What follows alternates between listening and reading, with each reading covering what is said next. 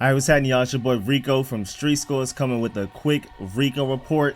A lot of topics to talk about, so I just wanted to consolidate all of them into one video. So let's get it.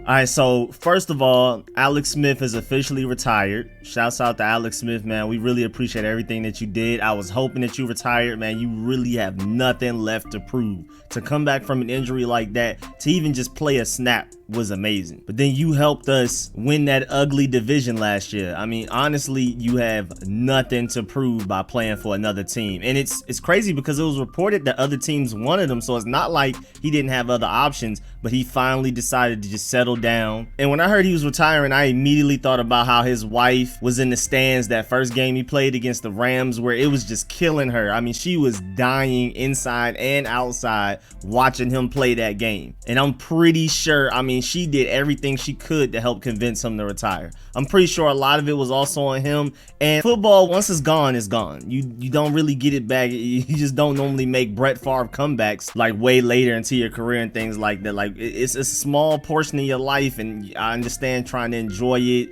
as long as you can, make as much money out of it as you can, but Alex Smith really has nothing to prove. I feel like he would have a great retirement at this point. I feel like this is a great time to cut it off. I can see Alex Smith's point of view, where it's like, man, once I'm out, I'm out of the game, and I won't be able to go back in, and then I have my whole rest of my life to live. But that's it for football as far as being a player. Now, granted, a coach, front office, any of those things, you know, that's wide open for him. But actually getting on that field and playing as quarterback, the thing he's dreamed of doing since he was little, his main focus in life, that's done. And I know it has to be hard to move on from that. But again, a lot of us felt just like how his wife did in that game against the Rams, but all of us felt like that every game he stepped out there on the field. And it's just like a big stress relief that he's finally retiring. I don't care if he was playing for the Burgundy and Gold. I don't care if he went to another team. Him retiring definitely takes some stress off of my shoulders, because I do not want to see him sustain a similar injury. I mean, remember, he almost lost his leg. He almost lost his life after that surgery.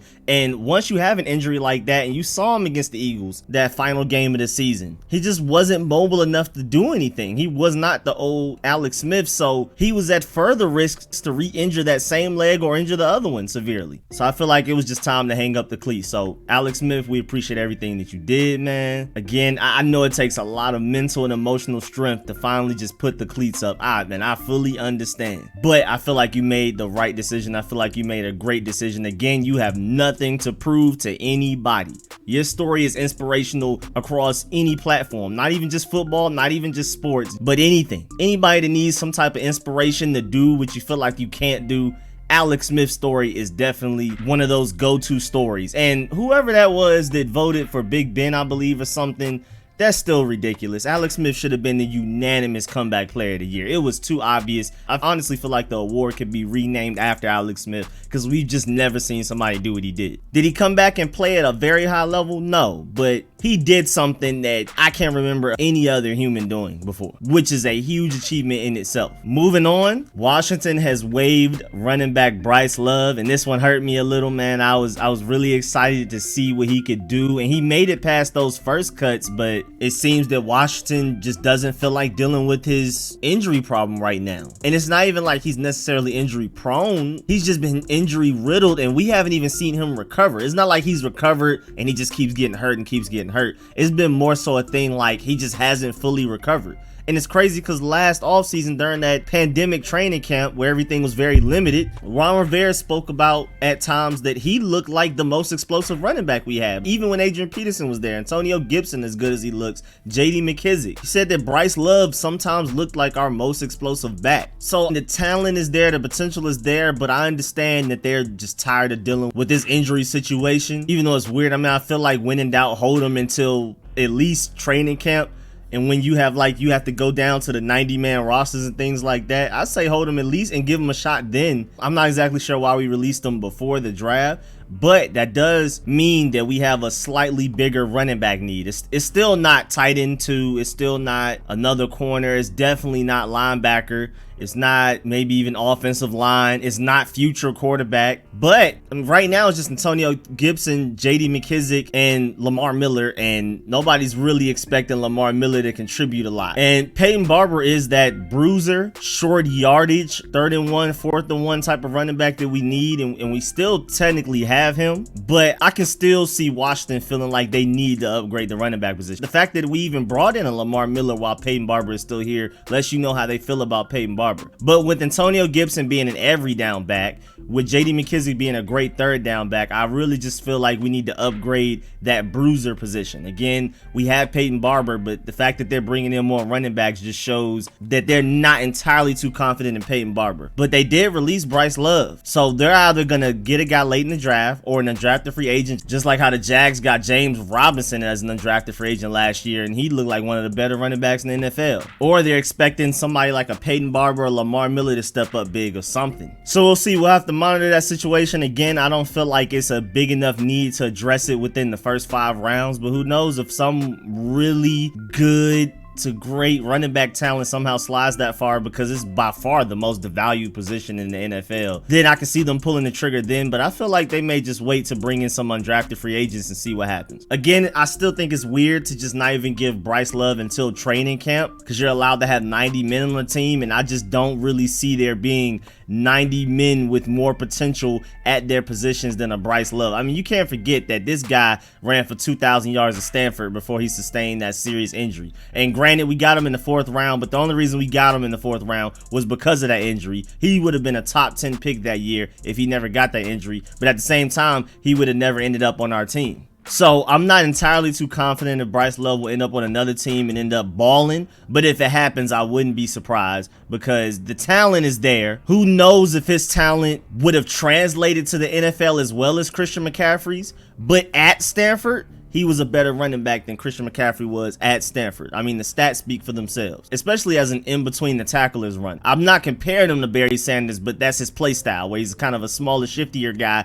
but he's not just this pass catching back like a J.D. McKissic or a Chris Thompson. He runs in between the tackles. That's what he's best at. Great vision, crazy burst and speed and things like that, crazy agility. Again, in between the tackles as a runner, he was better than Christian McCaffrey coming out of Stanford. Not exactly sure if he would have the same rise in talent and production that Christian McCaffrey had going from Stanford to the NFL, because Christian McCaffrey looks better in the NFL than he did at Stanford. So I'm not sure if Bryce Love would have had that same rise, but I definitely feel like if healthy, he can be a really good running back in this league. But it's sad that it won't be for us unless he just doesn't get signed by anybody. If nobody ends up picking him up, maybe we can try to bring him back later, but I'm pretty sure somebody's gonna bring in somebody that talented. I'm pretty sure when we took him in the 4th, there were a few teams like, man, we were just about to go get him, and they've been keeping their eyes on him on our team this entire time. So I would be pretty surprised if he doesn't get picked up, even though his injury has lingered for a very long time. But he's just too talented to just not pick up for free. If you can just get him off waivers, why not? Again, you have 90 people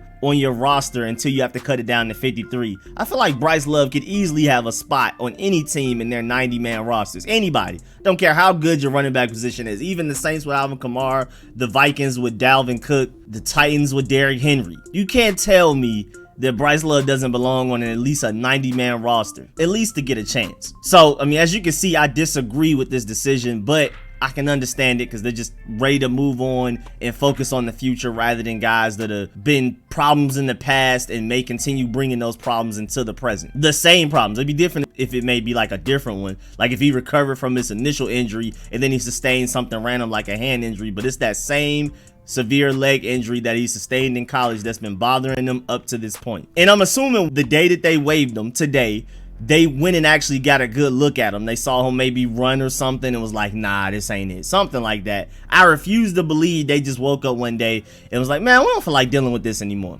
But either way, again, I disagree with the decision, but I understand. And lastly, I just want to let people know, do not read into Washington not being at Trey Lance's pro day too far. I feel like if anything, the 49ers setting up all of these drills and everything is probably a sign that, especially if he didn't perform at a certain level to their liking, it's probably a sign that they will not take him, that they will not consider him. I feel like they set up all of those drills to be like, all right, man, last chance. Go do these things that we ask you to do. If you don't do it to our level, we don't want you. Now, I haven't gotten to take a good look at his pro day, so maybe he hit on all of those levels and they'll be like, you know what, forget Mac Jones, I'm gonna take Trey Lance. But right now, I believe it's gonna still be Mac Jones 3rd overall, because they went to Justin Fields' 2nd pro day, and then it was reported soon after that they're not even considering Justin Fields, between Mac Jones and Trey Lance. And then they went through all of these lengths to see what Trey Lance can do with specific drills that they helped set up. That he was literally doing a 49ers workout, not even just a 2nd pro day. It was very much a 49ers workout for a lot of it. Not all of it, but a lot of it. So if he didn't meet their standards in certain ways, I can see them passing on him, honestly. And it's crazy because it's starting to look like with Mac Jones more than likely going 3rd, if I had to put my money on any of them, I would put my money on Mac Jones over Trey Lance and Justin Fields to the 49ers. Justin Fields may end up being the 5th quarterback drafted, and that's just wow, because a lot of people see Justin Fields as their 2nd best quarterback in this draft. And I love Justin Fields, so I definitely think it's disrespectful that he may end up being the 5th quarterback drafted. But hey man, that could be at our benefit. He may fall to within a range that Ron Rivera and company are willing to trade up and get him. There were clear reports from trustworthy sources like months ago that they love Justin Fields, and not even just what he can do on the field, but mostly off the field. His work ethic, him being like the face of the franchise guy, saying all of the right things, doing all of the right things, first one in, last one out of practice, in the meeting room, in the film room, and all of that type of stuff. All of the like Deshaun Watson intangibles. I mean, granted, now that kind of has a bad sound to it, but if we're just talking about commitment to winning and working the hardest and being the face of the franchise and things like that, Washington apparently feels like Justin Fields is the best at that out of this entire draft class, even more than a Trevor Lawrence. Justin Fields has the best off the field reputation. And you can see a guy like Ron Rivera, who's so big on culture, wanting to take a Justin Fields. Now, again, to reiterate, I feel like us not going to Trey Lance's pro day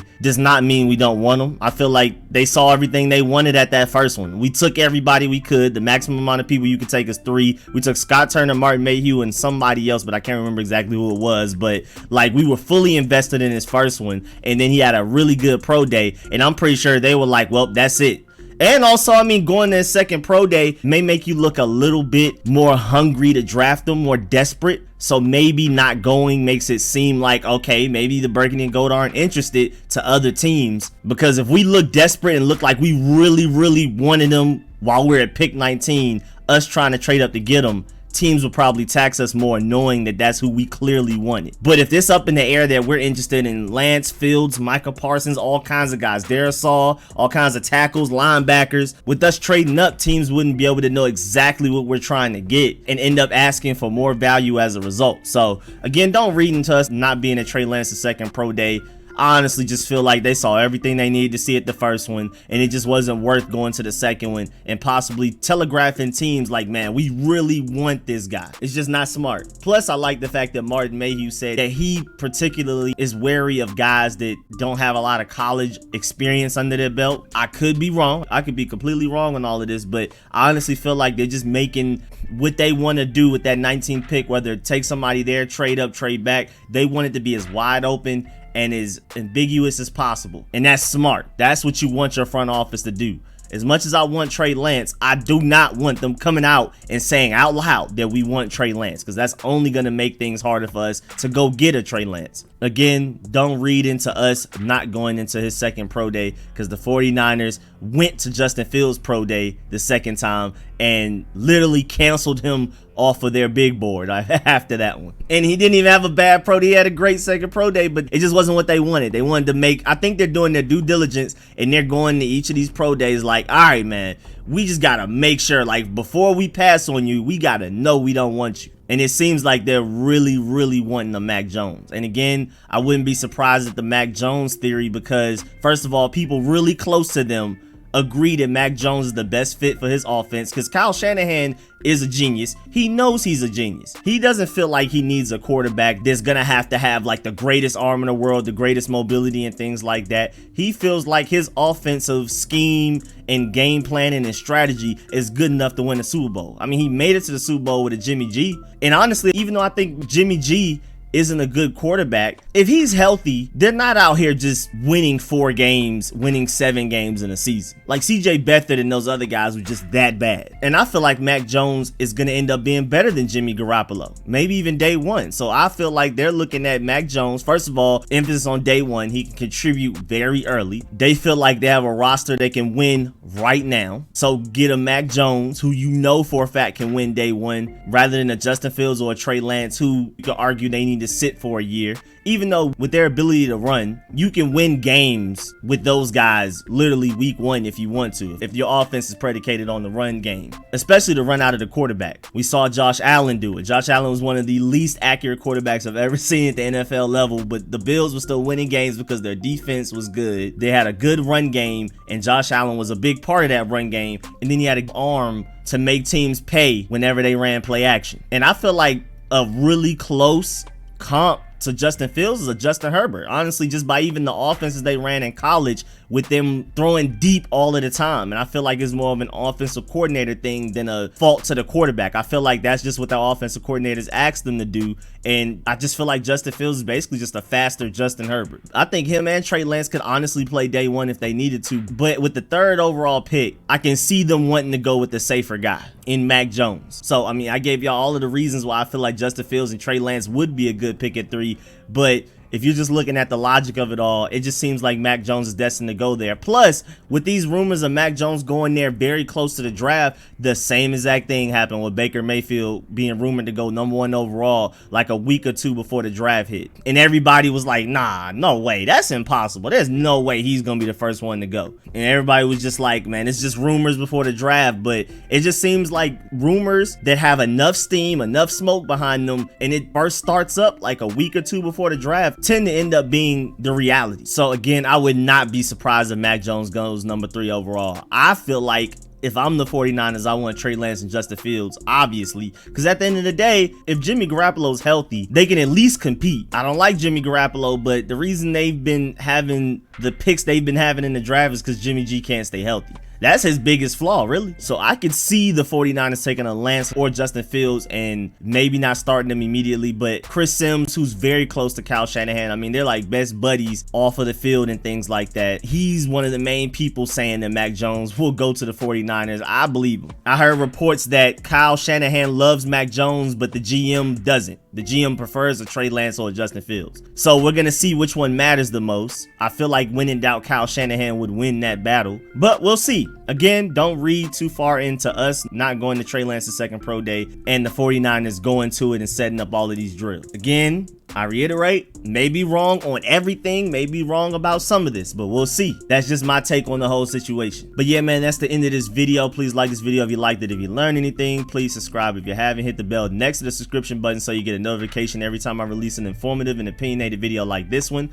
2 more mock drafts to come out with before this draft comes, so I got to get busy. I need to do some more film sessions before and after the draft. The film sessions never stop. The live streams also never stop. And I've also already scheduled my live streams before the draft at 2 p.m. on Thursday, during the first round, during the 2nd and 3rd round, and also the 4th and 5th rounds on Saturday. So I will be having 4 live streams throughout the draft weekend. I may consider doing a draft recap live stream, but we'll see, depending on how much I like the draft. If I don't like it, if we end up not getting a Trey Lance, Justin Fields, or Micah Parsons, it's going to be quite unlikely that I really like the draft. I may like it, but I'm not gonna be like, man, I got a live stream if we don't get either of those 3 guys, because that's just how high I am on those 3 guys compared to everybody else in this draft class. At least everybody else is in our reach. Of course, I like Zach Wilson and Trevor Lawrence a lot, and Kyle Pitts, but we're not in range to get, be it at 19 or even trading up, because as much as I love Lance, I highly doubt we're trading up to number 4 to get him. But definitely get in the comment section and let me know how you feel about Alex Smith retiring,